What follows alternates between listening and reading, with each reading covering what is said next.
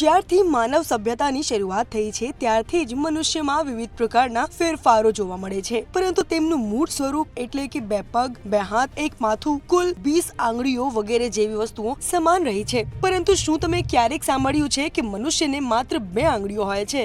વેલ, Italy star news વેબસાઇટના અહેવાલ મુજબ ઉત્તરી ઝિમ્બાબ્વેના કાયમ્બા વિસ્તારમાં વાડોમા જાતિના લોકો રહે છે. આ લોકોને ડેમા અથવા ડોમા નામથી પણ ઓળખવામાં આવે છે. વાસ્તવમાં તે ઓસ્ટ્રિચ ફૂટ સિન્ડ્રોમથી પીડિત છે. હવે નામ પરથી જ તમે સમજી શકો છો કે તેમના પગ શામૃગ જેવા દેખાય છે અને વૈજ્ઞાનિક ભાષામાં તેને એક્ટ્રોડેક્ટલી પણ કહેવામાં આવે છે. તમને જણાવી દઈએ કે આ એક પ્રકારની આનુવંશિક સ્થિતિ છે જ્યાં લોકોને જન્મથી જ હોય છે. આ કારણે આ લોકોની માન્યતા એવી છે કે તેમના પૂર્વજો પક્ષી હતા. હવે જો તમે ગૂગલ પર આના વિશે સર્ચ કરશો તો તમને તેના માટે કેટલાક અન્ય નામો મળશે, જેમ કે લોબસ્ટર ક્લો સિન્ડ્રોમ અથવા ટુ-ટોડ સિન્ડ્રોમ. આ સ્થિતિ વ્યક્તિના હાથ અને પગને અસર કરે છે, જ્યાં બાળકનો જન્મ થતાની સાથે જ બાળકની આંગળીઓ કે અંગૂઠા એકબીજા સાથે જોડાયેલા રહે છે, જે શામૃગ પક્ષી જેવો દેખાય છે. એટલે કે જન્મથી જ તેમની આંગળીઓ કે અંગૂઠાનો વિકાસ થતો નથી અને આ રોગ આદિજાતિમાં એક પેઢીથી બીજી પેઢીમાં ટ્રાન્સફર થઈ રહ્યો છે.